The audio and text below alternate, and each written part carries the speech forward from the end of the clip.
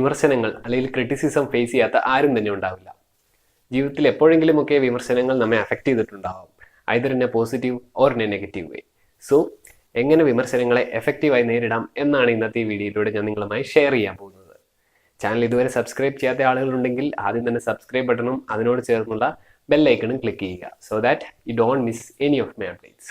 ജീവിതത്തിൽ തെറ്റുകൾ സംഭവിക്കുന്നത് സ്വാഭാവികമാണ്. അതുപോലെ തന്നെയാണ് മറ്റുള്ളവർ നമ്മുടെ തെറ്റുകൾ അല്ലെങ്കിൽ മിസ്റ്റേക്സ് പോയിന്റ് ഔട്ട് ചെയ്യുന്നത്.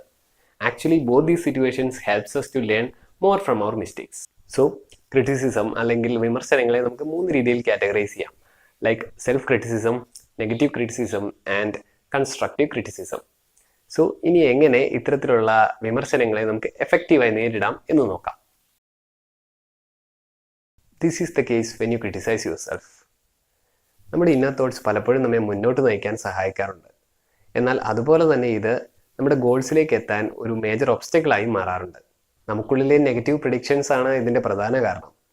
എനിക്കിത് ചെയ്യാനാവില്ല, അല്ലെങ്കിൽ ഞാനിത് ചെയ്താൽ ശരിയാവില്ല എന്നിങ്ങനെയുള്ള simple reasons to really affects us in a negative വേ. നിങ്ങളുടെ ഇത്തരത്തിലുള്ള നെഗറ്റീവ് തോട്ട്സിനെ കംപ്ലീറ്റ്ലി അവോയ്ഡ് ചെയ്യുക. So rather than being a self critic, try to motivate yourself. Criticism actually hurts, but this one hurts more. ഇത്തരത്തിലുള്ള criticism നമ്മുടെ സുപ്പീരിയേഴ്സിൽ നിന്നോ അല്ലെങ്കിൽ even ഒരു സ്ട്രേഞ്ചറിൽ നിന്ന് പോലും ആവാം. ഇത്തരത്തിലുള്ള വിമർശനങ്ങൾക്ക് ചിലപ്പോൾ കാരണങ്ങൾ തന്നെ ഉണ്ടാവണമെന്നില്ല. അഥവാ ഉണ്ടെങ്കിൽ തന്നെ അത് എന്താണെന്ന് മനസ്സിലാക്കാൻ ശ്രമിക്കുക, അല്ലെങ്കിൽ just ignore dum.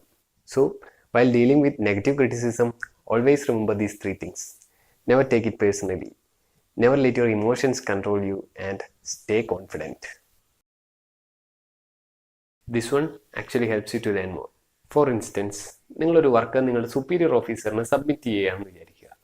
And after going through your work, superior officer പറയുകയാണ് നിങ്ങൾ വളരെ നല്ല രീതിയിൽ തന്നെയാണ് വർക്ക് കംപ്ലീറ്റ് ചെയ്തിരിക്കുന്നത്, എന്നാൽ ചില കാര്യങ്ങൾ കൂടി ഇമ്പ്രൂവ് ചെയ്താൽ വളരെ മികച്ചതാക്കാം നിങ്ങളുടെ വർക്കെന്ന്.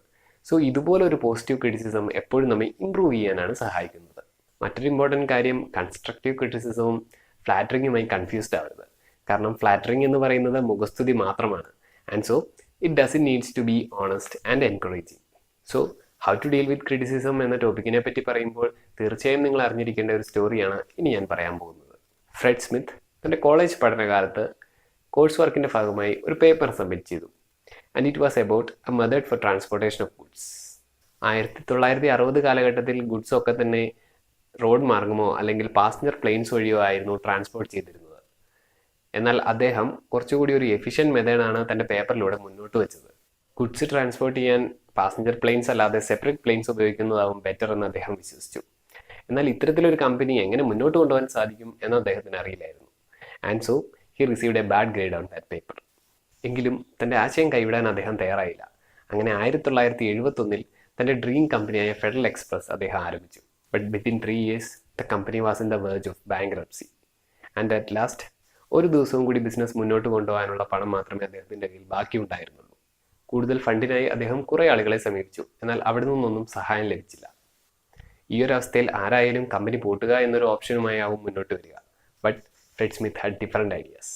സോ തൻ്റെ കമ്പനിയിൽ അവസാനമായി ഉണ്ടായിരുന്ന പണം എല്ലാം കൊണ്ട് അദ്ദേഹം ലാസ് വെഗാസിലുള്ള കസീനോയിലേക്കാണ് പോയത്. And luckily he came back with 7 times the money that he had. ഗാംബ്ലിങ്ങിലൂടെ ലഭിച്ച പണം ബിസിനസ് കുറച്ച് ദിവസത്തേക്ക് കൂടി മുന്നോട്ട് കൊണ്ടുപോകാൻ അദ്ദേഹത്തെ സഹായിച്ചു. അതോടൊപ്പം തന്നെ തൻ്റെ സർവീസ് എന്ന ആശയത്തെ സപ്പോർട്ട് ചെയ്യുന്ന സ്പോൺസേഴ്സിനെയും അതുപോലെ തന്നെ ഇൻവെസ്റ്റേഴ്സിനെ കണ്ടെത്തുവാനും അദ്ദേഹത്തിന് കഴിഞ്ഞു. So today we all know this huge company by the name FedEx.